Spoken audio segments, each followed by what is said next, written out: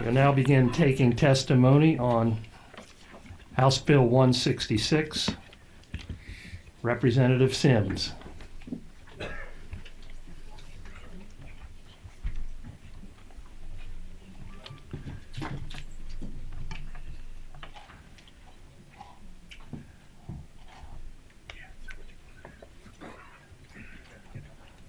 We have about 30 minutes for this panel, and then we will adjourn for a session.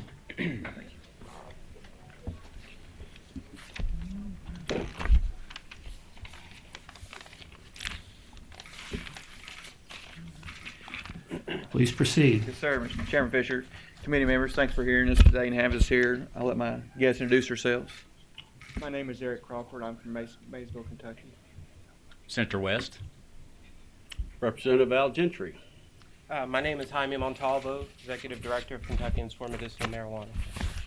Chairman Fisher, committee members, on behalf of all the veterans, the many medical experts, policy experts, and law enforcement that make up the Medical Cannabis Task Force who are gathered behind us, we want to say thank you. Thank you for allowing us to be here today to discuss what is the nation's gold standard in medical cannabis legislation, House Bill 166. House Bill 166 is a bipartisan piece of legislation that several Kentucky counties and cities have endorsed, and which have several House co-sponsors from east to west, some of which sit in this very committee. As you know, medical cannabis programs are currently active in 29 states and the District of Columbia, with Virginia and Tennessee on the verge of passing their own programs this year. This means nearly every state that touches our borders will have a medical cannabis program. This also means that Kentucky, once again, is being left behind. Why is Kentucky's House Bill 166 the gold standard legislation for medical cannabis? Simple. With over 60% of the nations having a successful medical cannabis program already in place, we had the ability of incorporating what is working best in those states and then apply those elements to the tightly regulated system we are proposing here today. More importantly, with the help of our Secretary of State, Allison Grimes, and veterans organizations around the state, we had 3 very successful task force meetings over the course of 6 months. Each meeting acted as a clearinghouse for new ideas on how this would work in our state and allowed us to make proper changes to the bill language.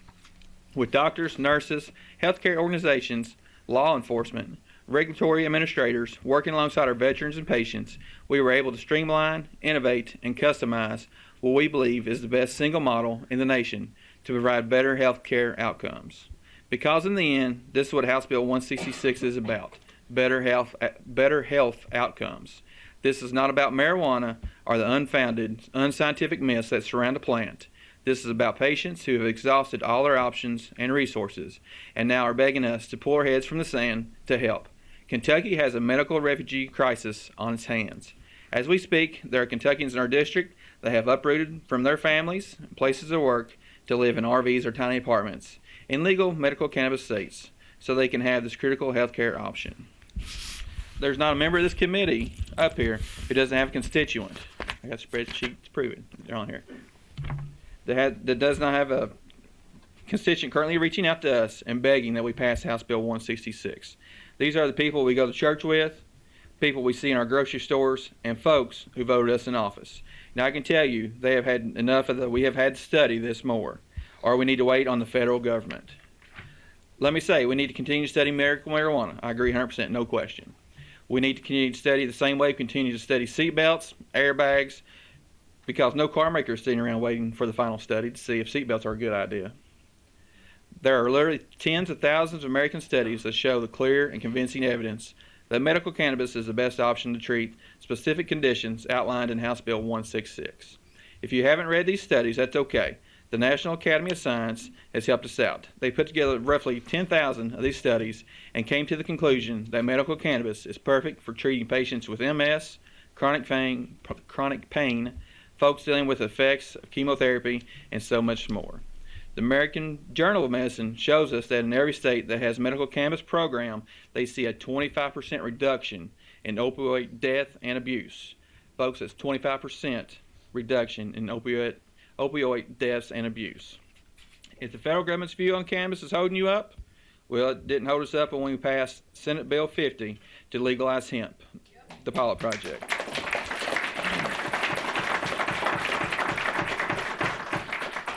Every member of this committee that was around in 2014 voted in favor of that project, and it flew in the face of our federal government's position on hemp. And we are better off now because you did. This is a 10th Amendment issue, folks. I came up here to help folks, and that's what I did as the county magistrate, and that's what I'm doing here as a state representative. And I don't care if it's a small group of wealthy, bought and paid for special interest groups say we can't do this, they're wrong. House Bill 166 will do three major things if we pass it as currently written. Number one, it will create jobs. It will infuse revenue into our state. House Bill 166 is considered the gold standard because no other medical cannabis program provides more money to ensure it's properly regulated and gives more money back to our local law enforcement officials. Number two, it will help with the opioid crisis like no other current program can. Not only will we see a 25% drop in opioid abuse and deaths, but we will also see over 1,800 fewer painkiller prescriptions a year. Number three, it will stop the injustice of a mother who has to break our current law to stop her daughter's seizures and give them a quality of life they deserve. Let me remind our guests that we are in a hearing. We're not in a rally. So let's keep it calm. Thank you. Thank you, Chairman. It will allow our grannies with fibromyalgia to return back to church. It will allow folks in the battle of cancer a better relief than the narcotics they are forced to use. It will stop the injustice of the combat veteran who comes back to Kentucky who fought for our freedom, sometimes through multiple deployments, but now has to fight us here in Frankfort, just so they can win the other war they are dealing with, PTSD. I would like to enter the record a letter from our Secretary of State showing that Kentucky's very own Medal of Honor recipient, Dakota Meyer, who urges this respective body to pass House Bill 166 as written. Countless veterans, organizations, and individuals are here today and watching us on TV. Mr. Chairman, for them, next year is not an option. I encourage this committee to share their courage, the courage of our neighboring states to give our people better health outcomes with safe, tightly regulated access to medical cannabis. The time is now. Let's get this done. President Gentry. Thank you so much, Mr. Chairman and members of this committee. Thank you for letting me have the opportunity to speak on this measure. Today I'm here to represent the permanently partially disabled. We learned in House Bill 2 that they are those that have permanent disabilities, but they go back to work. Okay? These are permanent partial disability workers that are not on Social Security, are self-sustaining. They raise families. They get up every day to compete in the workforce physically short-handed, pardon the pun. We have to work differently, harder and smarter, and offer something more just to achieve the same level of productivity. It takes a special mental approach to life and incredible perseverance to accomplish this. I personally learned these traits myself attending disabled golf events across the country. We consistently inspire and touch those around us, uplifting everyone else's productivity that notice us, not because of what we do, but because how we do it, despite our physical barriers. Many of this same group has something else in common, chronic pain. And today, I'm speaking specifically of chronic nerve pain,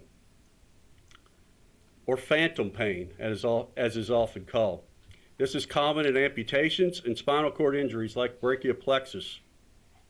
As I traveled across the country with my PPD brothers and sisters on these golf circuits in the late 90s and early 2000s, many of us had these pill jars full of pills, painkillers, prescribed opioids, FDA-approved medication that was legally given to us like candy by our medical community and marketed to us as the wonder drug.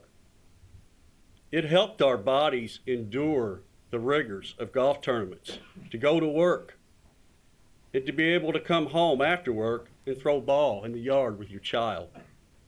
What we didn't know, and we're soon to find out, that these so-called wonder drugs would ravage and sometimes destroy our lives. I personally saw the lives of several of our athletes be destroyed through opioid addiction. Divorces, treatment centers, incarceration, and yes, in some cases, even death. were not uncommon. And on the positive side, I personally witnessed many success stories from our athletes that were able to somehow escape the grips of this addiction and come back again to lead productive lives. How did they do this? Through cannabis. Real people from different states. I'd like to be able to share their stories with you today, but once again, we're short on time. What they all told me was that it wasn't necessarily that the cannabis did a better job addressing the specific pain, but that it created far less negative side effects. In short, for them, it was a safer, less intrusive, more effective option. There's a reason access to medical cannabis is growing across this country. It simply works for certain people. The last thing I want to say today is that, as you know, last month Representative Bentley forwarded a resolution in the House asking the FDA to research this issue. Representative Sims and I both voted for this measure. Why wouldn't we? Everybody wants additional research. It's always helpful. However, I strongly oppose anyone that feels we should wait on the FDA before we advance House Bill 166. I sit here today and tell you that I don't need to wait around for some study, which may never come, to tell me whether or not this product can be a safer option for certain people. I've seen it personally. I know it is. Sometimes you just have to use common sense. This is not a new product. Legalized medical cannabis has been around for over 20 years. And you know how many overdose deaths have been officially attributed to it since then? I'll give you a hint. It's less than the number of hands I have. Do you know how many overdose deaths will have occurred during this meeting from FDA-approved prescription medication? I don't know the answer to that, but I can guarantee you this. It's more than all of our hands in this room combined. Think about that for a minute. Do the right thing. Give the people what they want and allow certain suffering Kentuckians access to a product that is known to be safer and more effective for them. And work with us to help us ensure this industry is regulated and administered better than any other. Thank you very much for your time today. Thank you, Mr. Chairman, members of the committee, for having me over. I'm here today because I believe it's time for medical marijuana to move forward in Kentucky. I would like to see this conversation move forward, and so much so that I've filed a companion bill to House Bill 166 and the Senate Bill 118. Another reason I'm here is to support my friend Representative Sims. Representative Sims' district is within my Senate district, 27th district, so he's my constituent. But I also have another couple of constituents here, Mr. Eric Crawford and Michelle Crawford, his wife, and they started bugging me a few years ago on this issue when I got here. And as soon as I walked in the door, Senator West, can you file this bill for us? And I told them then, my first bill in the Senate will not be a medical marijuana bill. That was 3 years ago. And the product they had 3 years ago was completely different. And it's been really a true lesson in democracy, as you would say. They went back, they've done their homework, Eric and Michelle, along with Jaime Montalvo, they've done a great job, along with many others, and they put together a good product. They've taken, as is normal in Kentucky, we're the last to do many things. So with that comes the positive aspect of you can look what works best in other states. They've taken Massachusetts, they've taken other states, they've taken some of the data stuff from Colorado, and they've crafted this bill. And I think it's a good framework. Now, we can argue about whether or not it's a good bill. As with any complex issue like this, there are going to be changes and will need to be changes. But I filed this bill because I do think it is a good framework. It is a good start. It is something that we could build upon. And personally, I just felt that it was time. I believe in liberty, freedom, rights of the individual, and not always going along with the federal government on everything they tell us to do. Representative Sims makes a good point. If we want to wait on the federal government, we shouldn't have passed hemp legislation. But I do understand the other side of the equation. I understand the law and order aspect of this, but I'm ready for the debate. I'm ready. I think the state of Kentucky, we should have this debate, and I'm here to support my constituents. Thank you. Thank you, Mr. Chairman and members of the committee for having us here today. First, I'd like to explain what House Bill 166 is not about. House Bill 166 is not about legalization of marijuana. House Bill 166 is not about a party. It's not about having fun. This is about sick patients, qualifying patients, having safe access to a plant created by our Creator. I come here before you not as a marijuana activist, but as a former first responder in one of the busiest emergency rooms here in Kentucky.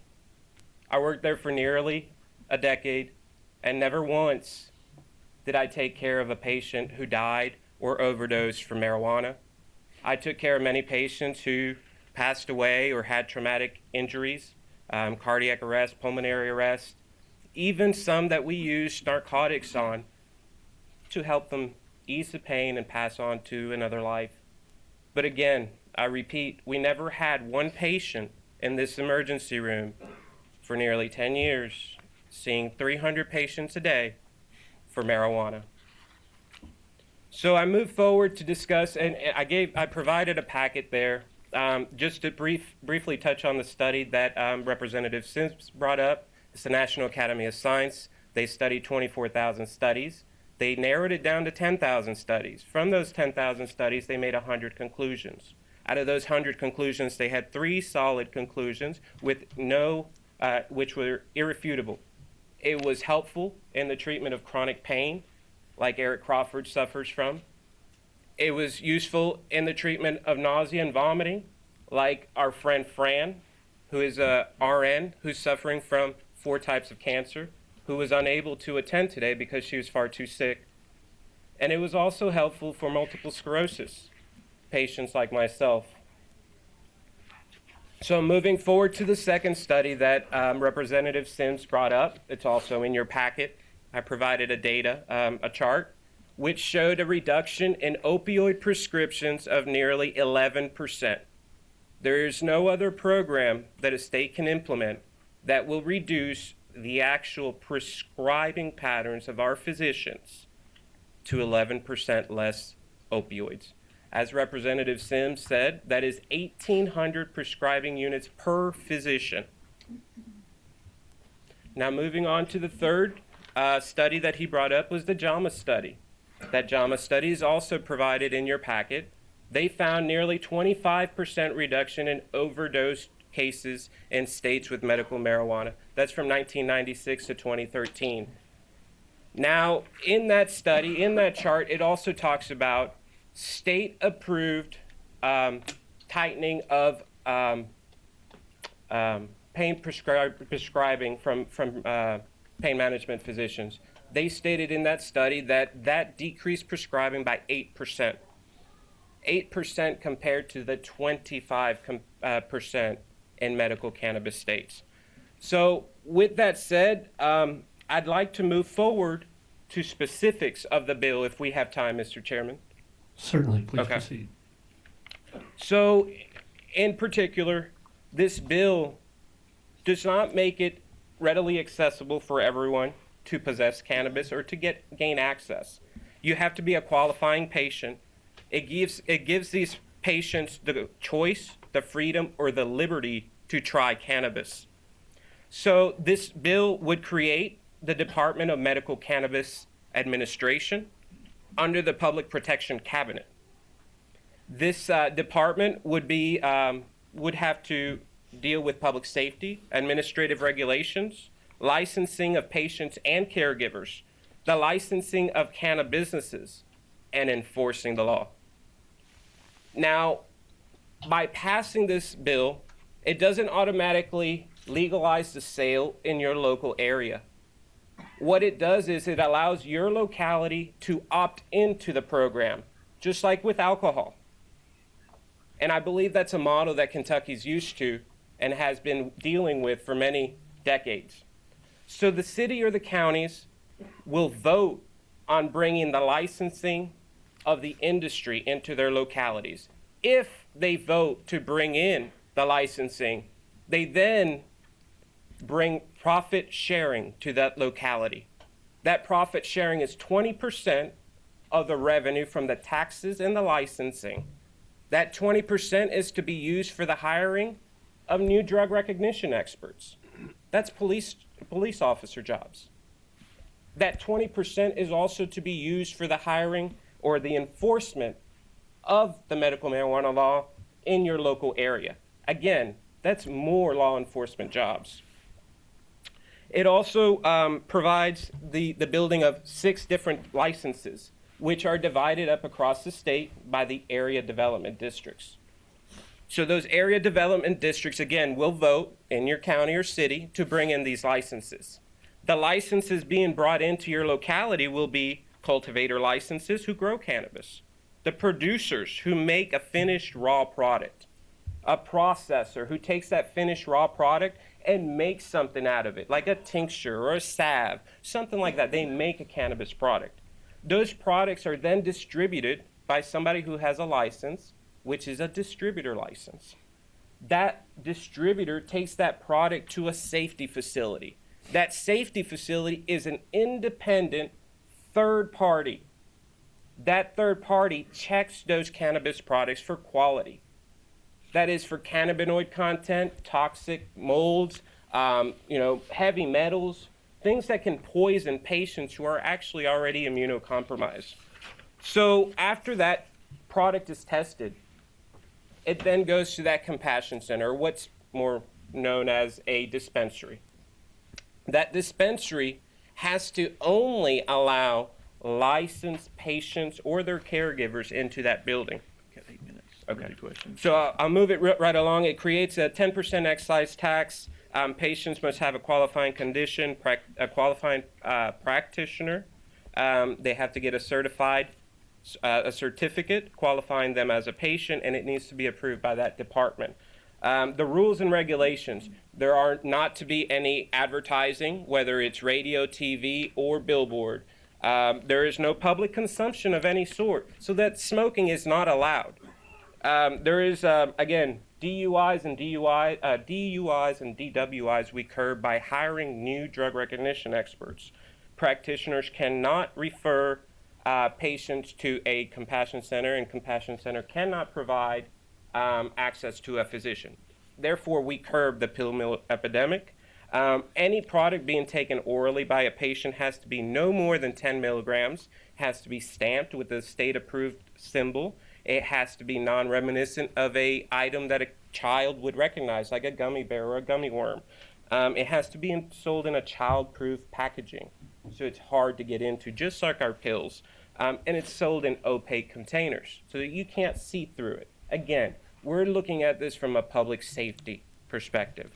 That is all the rules and regulations that I have. I tried to break down 32 pages down to 2. So it's pretty difficult. Thank you. Yes, sir. Any members have questions for this panel? Representative Watkins. Thank you, Mr. Chairman. Thank you for the presentation. Just wasn't clear on the local vote. Is that the local commission or fiscal court, or is it the voters in a referendum? Sure. That's a great question, and it can be your local county or city. Now, again, it can be licensed at the local city or county, just like alcohol. Now, if for some reason the locality chooses not to license, the citizens have the right to gather signatures on a general election year. They have to gather 5% of the signatures. That is 2 years after implementation. Okay, so the original vote would be by the city commission or Yes. the fiscal court? Yes, okay, sir. Thank you, Mr. Chairman. Representative Moser. Thank you, Mr. Chair. Thank you for your testimony, and I do appreciate your thoughtful approach to all of this. We've had some conversations about this in the past. I have a lot of questions, but I will limit my questions to just a couple. How do Kentucky physicians feel about this legislation being squarely placed in the middle of this? Do you mind if I answer that? Well, we've talked to many physicians across the state, one of them sitting right here in this audience. There are many physicians who are ready to certify patients for cannabis. I have 7, Eric has 8. I know that there are many others in this room who are willing to certify patients. What's important is that physicians do not give a prescription for cannabis, they actually give a certification. It's worked in 29 other states. There are over 2 million patients registered as medical cannabis patients across this country. 63% of the population are in a medical cannabis state. So how many patients do you anticipate? Do you have an idea of how many patients this will open up to? Well, based off of chronic pain alone, which is what most, about 93% of the patients in most states qualify for, will be about 100 to 150,000 patients here in the state. Okay, and so we have 15 doctors so far who are willing to serve that population. Well, that's 15 doctors from 2 patients. Okay, all right. If I may, one more. Certainly. So does this legislation put a physician's DEA license at risk since the DEA opposes this? That's a great question, and I appreciate you asking that. Actually, this law protects physicians from the DEA. Actually, there was a law that was passed in 2014 which tried to make CBD oil legal for patients through research schools like U of L or UK, and it requested physicians to write a prescription and the hospitals to dispense. And that law actually hasn't functioned just because of that reason. So to go back to what you were saying, since 1996, there has not been a physician that has been reprimanded by the board of the state or the DEA for recommending medical cannabis. So they're recommending, not prescribing, and that's Correct. how you get around that. Yes, ma'am. Gotcha. Okay, thank you. Thank you. Representative Nemus. Thank you, Mr. Chairman. I want to thank you, Representative Sims, Senator, for coming and bringing this House Bill 166 in front of us. Wanted to note before I ask my question that I've never used this stuff before, disrespected kind of people who do, and was very much against it. I met with hundreds of constituents, have read a number of studies, some from Israel that my friend in the back has sent to me, one that was provided from Cato on Friday, and the reduction from the opioids has changed my opinion on this. So I now favor moving toward medical marijuana in Kentucky. However, I want to make sure we're going the right way. Mm-hmm. And so I've got a particular question about 166, and Representative Sims, I'd like to go through the whole bill with you. Yeah. Not now, obviously, but my question, 2 minutes, question right now is the debilitating medical conditions. Who came up with those? It seems to me that irritable bowel syndrome, movement disorder, those kinds of things can be almost everybody. Mm-hmm. And so while I now support medical marijuana, I don't support recreational. Right. So I want to make sure we can hold that line. Mm-hmm. And so help me understand why we have these particular conditions, and that doesn't just give the whole thing up. These were the conditions, and you guys have this sheet here. We marked through some of these that we crossed out in other states that were qualifying conditions that we came and put in House Bill 166. And we're still open to working with these and adjusting this bill to make it right. So did they come up with the Kentucky Medical Association, or you looked at other states? Other states. Okay. Thank you, Mr. Chairman. Thank you, and thanks to all members of the panel. Representative Hatton has a question. Sorry. If we have time, Mr. Chairman. About 1 minute. Okay. Talk to me about job creation. Job creation. Well, we've divvied up the licenses by the 15 area development districts. There are 6 licenses per area development districts if the localities choose to have it. Each one of those licenses brings anywhere from 10 to 15 jobs, possibly up to 25 jobs for the different licenses. So each individual business, again, can bring potentially up to 25 employees in each area across the state. So how many thousands of jobs could that be? It all depends really on the localities and how apt they are to actually having the licenses in their local area. Thank you very much for your enlightening discussion. It's about what is it, 3:45, so it's almost time to go over there. So we thank you all. We'll resume this discussion at a future date. Thank you, Chairman. Thank you, committee members, Thank for you. your time. We appreciate it.